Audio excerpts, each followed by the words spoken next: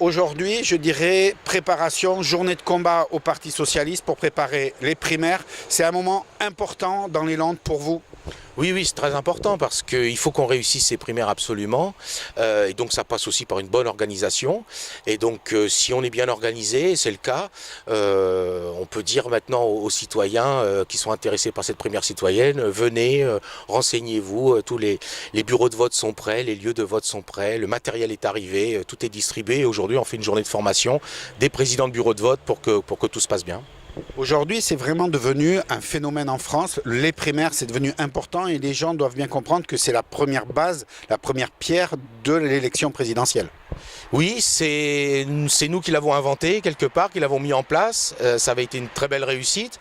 La droite s'en est saisie cette année. Eh bien, je crois qu'il ne le regrette pas. Et donc nous, tout naturellement, on reprend ce processus.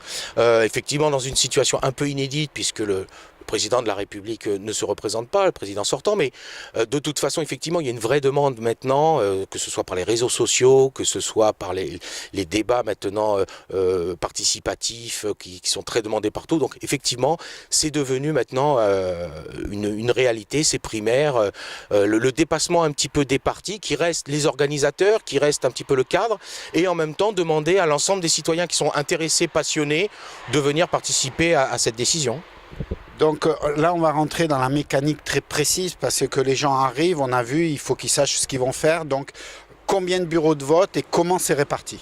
Alors, 62 bureaux de vote qui sont répartis sur 38 lieux. C'est-à-dire que, par exemple, évidemment, on a regroupé certains bureaux de vote. À Dax, il y en a 4, et Mont-de-Marsan aussi, et voilà. Mais on fait des blocs, on va dire, de 5000, à peu près 5000 électeurs par bureau de vote. Et c'est une moyenne. Et donc sur tout le territoire, personne n'est à plus de quelques minutes de son lieu ou de son bureau de vote. Et donc de 9 h à 19 h, le 22, déjà pour le premier tour, venir voter dans son bureau. Tout ça sera publié. Alors c'est sur le site du National, ce sera évidemment sur notre site PS Land, mais ce sera aussi dans le journal, ce sera très facile à trouver, oui. Alors, j'ai décidé d'aller voter. J'ai regardé donc sur le site, sur les différents lieux pour savoir où je dois aller. J'ai pas le choix. C'est un bureau correspond à ma situation géographique. Oui, oui, oui, tout à fait. Par rapport à votre bureau de vote habituel, ils sont regroupés géographiquement en fonction de ce découpage. Et donc, c'est à côté de chez vous. Et donc, voilà, vous avez juste à aller. Vous serez repéré tout de suite dans les listes d'émargement. Si vous êtes dans le bon bureau de vote, il n'y a aucun souci. Donc je me prépare à partir. Donc quelles sont les pièces qu'il faut que je prenne pour être sûr qu'une fois sur place, je réponde à toutes les questions qu'on va me demander? Donc vous venez surtout avec une pièce d'identité, c'est primordial. La liste est affichée, la liste de toutes les pièces possibles est affichée dans le bureau de vote, elle est assez longue, mais une pièce d'identité toute simple, la carte nationale d'identité, un passeport, ça suffira largement. Vous venez, vous vous présentez, on vous retrouve dans la liste d'émargement avec un petit numéro. Vous payez 1 € et vous signez la charte d'engagement sur les valeurs de la gauche et de l'écologie. Et puis ensuite, vous récupérez votre enveloppe, vos bulletins, vous passez dans l'isoloir et vous votez comme un vote tout à fait normal. Voilà, donc aujourd'hui, j'arrive, première phase, 1 €, deuxième phase, je signe le fait que je suis d'accord avec l'idée socialiste, mais je ne suis pas obligé d'être encarté. Ah non, non, non, ce sont des primaires citoyennes. Et d'ailleurs, ce n'est pas des primaires citoyennes socialistes, c'est des primaires citoyennes des socialistes, de l'écologie et de tous les partenaires de la Belle Alliance. Donc, et surtout, c'est ouvert à tous les citoyens. Donc, effectivement, tous ceux qui se reconnaissent dans l'envie de progrès, dans l'envie d'avoir un candidat qui représente la gauche et l'écologie à la prochaine présidentielle, c'est ouvert à tout le monde, évidemment. Voilà, donc je vote, je suis sur les... on a parlé d'émargement tout à l'heure, ça c'est quand je me suis inscrit au bureau de vote de ma mairie. Donc si je suis inscrit au bureau de vote de ma mairie, obligatoirement on me retrouvera. Oui, oui, très important, tous ceux qui sont inscrits sur les listes électorales peuvent voter. Même ceux qui se sont inscrits en 2016 et qui n'ont pas encore reçu leur carte d'électeur parce qu'elles ne sont pas imprimées à la demande, vous avez forcément un récépissé de la mairie comme quoi vous êtes inscrit en 2016. Et cette liste là aussi est intégrée, donc tous les citoyens inscrits sur les listes électorales peuvent venir voter. La seule petite chose qu'on ne peut pas faire par rapport à un vote normal, c'est le vote par procuration. On ne peut pas donner procuration à quelqu'un pour voter à sa place parce qu'on est absent, parce qu'on est malade, parce qu'on est en déplacement. Bon, il n'y a pas de vote par procuration pour éviter effectivement des complications et ça rajouterait un petit peu de complexité. Donc à part le vote par procuration qui n'existe pas, c'est ouvert à tout le monde. Donc, premier tour, dimanche, donc on précise bien, c'est dimanche qu'il faut aller voter. 7 candidats en lice. Oui, il y a 7 candidats, premier tour le 22 de 9h à 19h. Et puis ensuite, les 2 premiers seront qualifiés, ou les premières seront qualifiés pour le second tour 8 jours plus tard, le 29. Donc, si on veut un peu connaître tous ces candidats, il y a un débat télévisé jeudi prochain qui permet à tout le monde d'avoir une opinion. Il y a mieux que ça, il y a encore un débat le 15, dimanche, il y a un autre débat le 19 à la télévision et sur les radios, et puis il y a aussi tout ce qu'on peut trouver d'abord sur le site du Parti Socialiste. Chaque candidat a déposé des textes, des professions de foi, ses propositions, et puis tous les sites des candidats qu'on peut consulter, voilà, et les candidates. Et des candidates. Le 29, donc c'est le deuxième tour, comme d'habitude. Et là, à la fin de il n'y aura plus de discussion possible. On sait qui part pour la présidentielle. Alors déjà, bien dire qu'il y a 2 tours et qu'effectivement, il faudra revenir 8 jours plus tard avec le même protocole, la même procédure. Et effectivement, là, on aura effectivement un candidat ou une candidate à la présidentielle pour ces forces de progrès socialistes, écologistes. Et ensuite, il faudra partir à la bataille de la présidentielle, voilà. Donc, dans les petites choses qui viennent d'être dites, c'est 1 euro. Pourquoi 1 euro et pas 2 euros? S'il y a 2 tours, ce sera 2 euros pour les citoyens. Et donc, on espère bien qu'ils viendront sur les 2 tours. C'est très important de venir les 2 fois.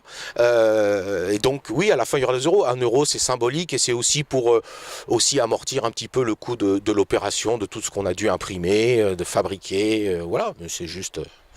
Une petite question pratique, est-ce que je peux payer mes 2 euros dès le premier tour? Et est-ce que la deuxième fois, je pourrais, comme j'ai montré ma carte d'identité, signer la première fois, est-ce qu'il faudra que je recommence la deuxième fois? Oui. Il faudra recommencer la deuxième fois, comme à chaque élection traditionnelle. À chaque fois que vous rentrez dans un bureau de vote, il faut quand même montrer sa carte d'identité, prouver qu'on est bien qui on est. Bon, donc ça, c'est une procédure normale et je crois que les Français, quand même, au bout de autant d'années de démocratie, sont quand même un petit peu entraînés. Pour ce qui est du versement, non, c'est 1 euro par tour. On peut rendre la monnaie, mais attention, évitez les toutes petites pièces jaunes. Hein, on ne descend pas en dessous de 10 centimes, je le dis pour les petits taquins qui pourraient des fois avoir envie de s'amuser avec des pièces jaunes. Bon, on peut 10 centimes, ça suffit, de monnaie, et ensuite, voilà, 1 euro, mais on peut rendre la monnaie. Aujourd'hui, je dirais, dans quel état est le Parti Socialiste au moment d'attaquer ces primaires? Dans quel état d'esprit, alors que vous êtes quand même attaqué à l'intérieur, à l'extérieur? Vous, Landais, vous partez dans quel état d'esprit?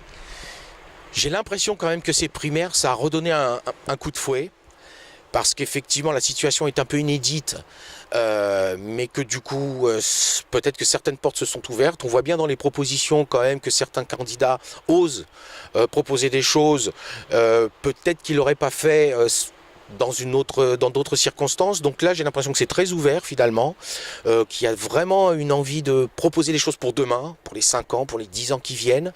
Et donc, je trouve que moi, il y a à nouveau un sursaut quand même d'idées, d'envie, et puis d'en découdre aussi avec cette droite et cette extrême droite, parce que si en face des propositions qui sont faites par Fillon ou par Marine Le Pen, il n'y a pas vraiment un front progressistes qui se lèvent, qui pour l'instant effectivement, vous avez d'autres candidats qui veulent aussi en découdre, mais le bloc central que représente le Parti Socialiste, les écologistes et le PRG, je pense que s'il n'y a pas ce bloc-là qui se lève pour faire des propositions, voilà, ça risque d'être un peu triste comme présidentielle.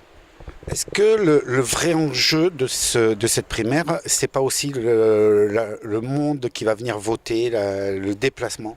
Oui, oui, non, mais vraiment, il faut se mobiliser pour ce que je viens de dire juste à l'instant. C'est-à-dire qu'on ne peut pas laisser le conservatisme, on ne peut pas laisser le repli sur soi, on ne peut pas laisser cette politique de la punition, je veux dire, que ce soit les propositions de Madame Le Pen ou les propositions de Monsieur Fillon. C'est vraiment, serrez-vous la ceinture et bon, c'est pas possible de partir pour demain, pour nos enfants, pour nos petits-enfants, avec ça dans la tête. Donc il faut absolument effectivement que les gens se mobilisent sur ces primaires, c'est très important, ça donne de la dynamique et ça montre aussi que les Français, les citoyens ne sont pas complètement écrasés par ce fatalisme que nous propose la droite. Je ferai ma dernière question par rapport à un événement qui s'est passé à Dax cette semaine. L'évasion fiscale, justement, c'est pas un sujet dont on entend beaucoup parler et pourtant, qu'est-ce qu'on pourrait récupérer comme argent? Oui, oui, tout à fait, mais il y a eu des lois de fait, sapin 1, sapin 2, donc ça a été pris très au sérieux. Après, évidemment, on est en face de gens extrêmement malins, dont c'est le métier, hein, que ce soit à Panama ou que ce soit à Belize ou que ce soit je ne sais où encore. Bon, c'est compliqué de faire le gendarme dans ces questions-là, mais oui, effectivement, là, l'Europe a aussi pris les choses à bras-le-corps en tapant sur les doigts de Apple, de Google, voilà, ça commence à remonter, c'est vrai qu'il y a des milliards à récupérer, que des fois on regarde un peu trop les millions ou les milliers d'euros qui seraient distribués à tel ou tel, alors qu'en fait, il y a des milliards à récupérer. Je pense que c'est un travail qui va être long, que les citoyens attendent. Voilà, on a posé quelques pierres en France et en Europe, mais là, en face de nous, on a effectivement un combat encore à mener, oui.